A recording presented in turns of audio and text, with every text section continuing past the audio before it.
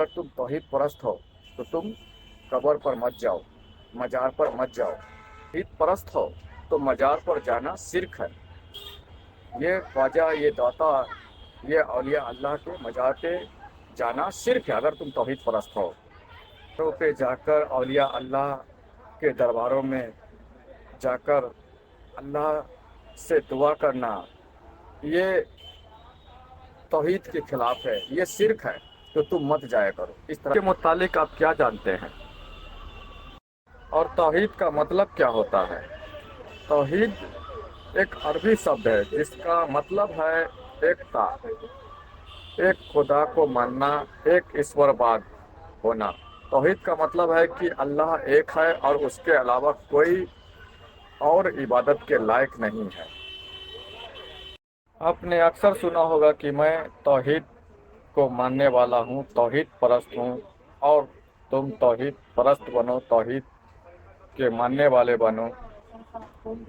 एक अल्लाह के अलावा किसी और की परस्तिश बंदगी ना करो। अक्सर आपने ये बातें सुनी होगी तौहीद के हवाले से।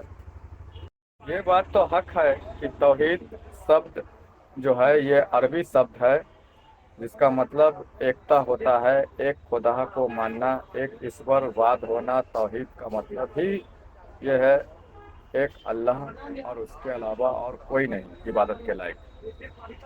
लेकिन जब आप औलिया अल्लाह से, औलिया इकराम से निस्बत आप जब रखते हैं, जब राह सलूक आप इख्तियार करते हैं, इल्म तसव्वुफ तरीक़त की राह पर जब आप चलते हैं, वो तालीम आप हासिल करते हैं, तो मालूम पड़ता है तौहीद के हवाले से कि तौहीद दो किस्म के हैं। एक तो तौहीद तौहीद रहमानी कहलाती है और दूसरा तौहीद तौहीद शैतानी कहलाती है। और अब यहाँ से हमारे जो गुफ्तगू हैं, जो हमारे वार्तालाप हैं, वो थोड़ा इंटरेस्टेड होने वाले हैं, जो आपको काफ़ी कुछ सीखने और समझने को मदद मिलेगा हमारे आज के गुफ्तगू से, और चंद हकीकी बातें जानने समझने को आपको मिलने वाली है।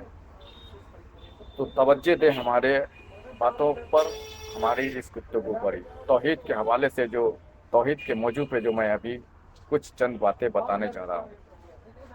बहरहाल तौहीद जो है वो दो किस्म के हैं। एक तौहीद कहलाती है तौहीद रहमानी और दूसरी तौहीद जो कहलाती है तौहीद शैतानी। तौहीद रहमानी में आ जाता है कि अंबिया इकराम की इज्जत व एहतराम रहे, औलिया इकराम की इज्जत व एहतराम रहे, औलिया इकराम के नक्शो कदम पे आप चलें। सिर्फ माने नहीं बल्कि उन्हें फॉलो करें, उनके नक्शो कदम पर खुद को चलाएं। और यही असल हकीकी तौहीद है कि नबी पाक सल्लल्लाहु अलैहि वसल्लम लेकर आए हमारे बीच, आपके बीच। अगर गौर तलब करें कलमा तैयबा में, अगर आप देखें तो अल्लाह के नाम के साथ नबी पाक सल्लल्लाहु अलैहि वसल्लम का नाम भी जुड़ा हुआ है। कहना यह है कि ये शिर्क नहीं है, यही तौहीद है। और जोड़ा किसने है? अल्लाह रब्बुल इज्जत ने ही जोड़ा है। और अल्लाह ने अपने दोस्तों को वलीउल्लाह कहा है, अपना वली, अपना दोस्त कहा है। और अल्लाह ने यह भी कहा है कि जो मेरे दोस्तों से बुग़्ज़ रखता है, उनके खिलाफ जो बातें करता है, तो मैं ऐसों से जंग की ऐलान करता हूँ। अल्लाह ने जंग की ऐलान की है।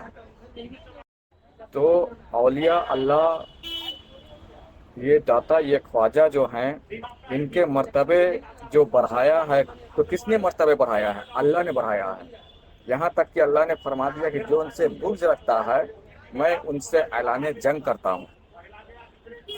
और अल्लाह ने इतने मकाम बढ़ा दिए हैं ये दाता, ये ख्वाजा के, कि अल्लाह ने यह भी फरमा दिया कि मैं उनके जुबां बन जाता हूँ, मैं उनके आंखें बन जाता हूँ, मैं उनके हाथ बन जाता हूँ, मैं उनके कान बन जाता हूँ। ये भी अल्लाह ने फरमा दिया। اتنے مقام اللہ نے بڑھا دیا ہے۔ تو در حقیقت یہ ہے اصل توحید حقیقی۔ کیا ہے یہ ہے توحید حقیقی۔ جو لوگ کہتے ہیں کہ داتا خواجہ کے درباروں میں جانا، ان سے مانگنا شرک ہے، یہ شرک نہیں ہے۔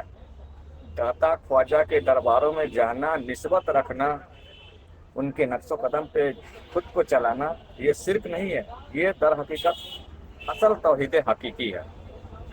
کیونکہ ان کا مقام و مرتبہ کس نے بڑھایا ہے؟ اللہ نے بڑھایا ہے۔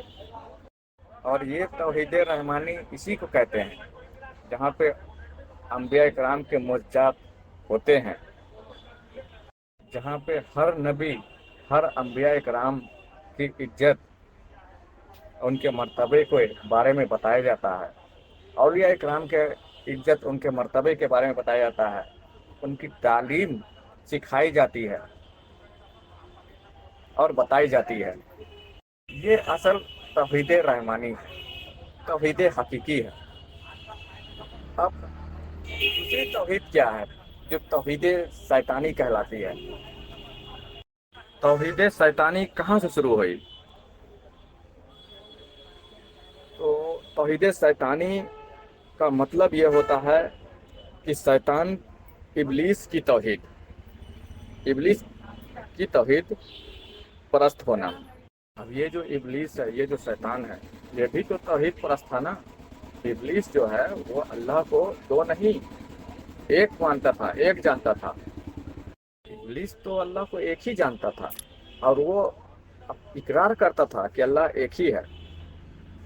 جب اللہ رب العزت نے سیدنا آدم علیہ السلام کو وجود میں لایا،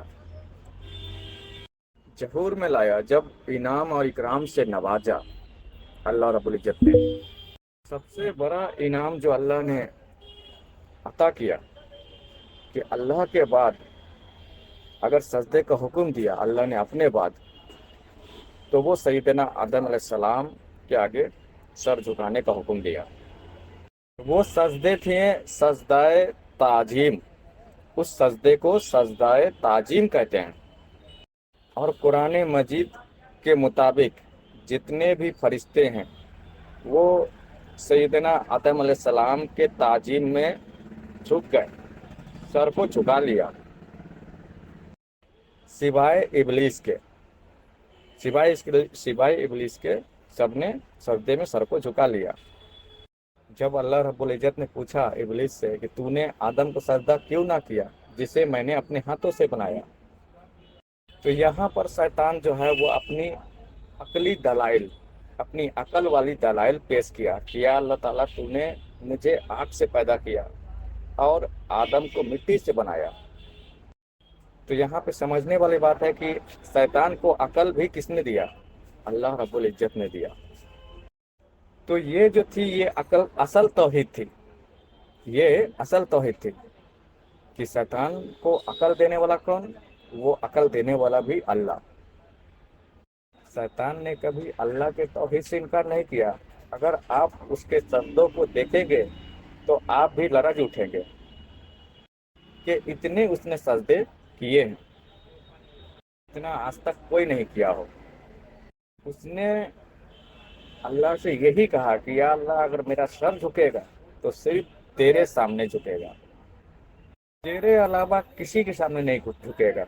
اگر تو بھی حکم دے گا کہ تیرے علاوہ تو کسی اور کو سجدہ کر، کسی اور کے آگے سر جھکا، اگر تو بھی حکم دے گا تو اس وقت میں تیری بھی نہیں مانوں گا۔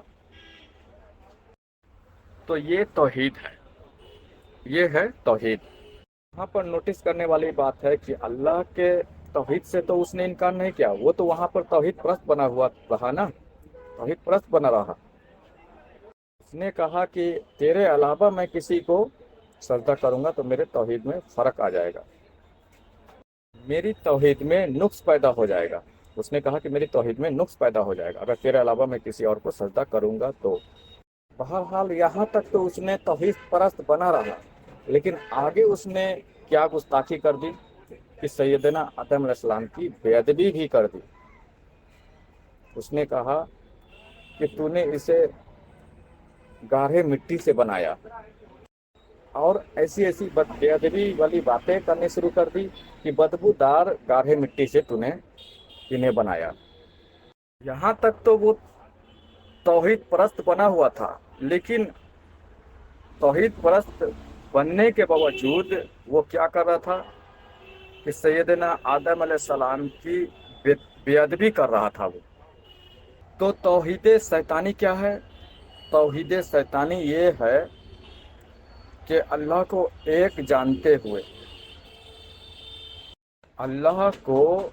अल्लाह को एक जानते हुए अंबिया कराम, औलिया कराम, स्वालिहीन की तौहीन करो। तौहीद शैतानी क्या है? तौहीद शैतानी खुद शैतान ने बता दिया, जाहिर कर दिया। तौहीद शैतानी यह है कि अल्लाह को एक जानते हुए अंबिया इकराम, औलिया इकराम, स्वालिहीन की तौहीन करो। यानी तौहीद के आड़ में, किसके आड़ में? तौहीद के आड़ में। तौहीद के आड़ में किसकी तौहीन करना है? अंबिया इकराम, औलिया इकराम और स्वालिहीन की तौहीन करना है तौहीद के आड़ में। आज यही तो हो रहा है हमारे माशरे में। बहुत से ऐसे फिरका परस्त, फिरका वराना लोग हैं, उलमा हैं, मौलवी हैं, हावी देवबंदी उलमा हैं, कोई इंजीनियर नाम से हैं तो कोई कुछ नाम से हैं। वो लोग क्या कर रहे हैं तौहीद के आड़ में कि हम तौहीद परस्त हैं, एक अल्लाह को जानते हैं। वलियों के प्रति क्या गुमान रखते हैं कि इनके दरबारों में जाना, इनसे दुआ के लिए हाथ उठाना, इनसे ताल्लुक़ रखना, ये शिर्क है। अल्लाह के साथ शरीक गैरुल्लाह को करना तौहीद के आड़ में। ये लोग क्या कर रहे हैं तौहीद के आड़ में? अंबिया इकराम, औलिया इकराम, स्वालिहीन की तौहीन कर रहे हैं तौहीद के आड़ में, जो शैतान ने भी यही काम किया। और इसे कहते हैं तौहीद शैतानी।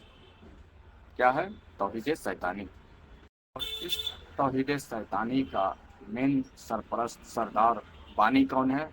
शैतान खुद है, इब्लीस खुद है। तो इस शैतान ने खुद ये काम किया है।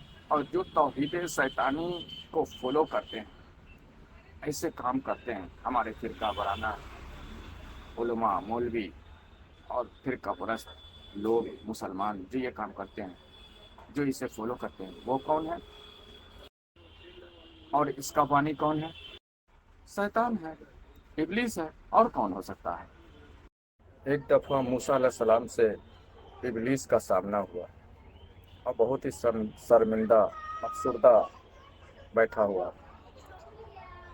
इब्लीस ने मूसा अलैहिस्सलाम से कहा, क्या है मूसा, जाके अल्लाह ताला से पूछो, क्या अल्लाह मुझे माफ़ करेगा?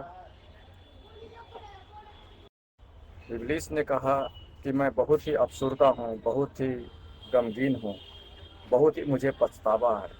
तुम अपनी अल्लाह से जाके पूछो कि क्या अल्लाह मुझे माफ़ करेगा?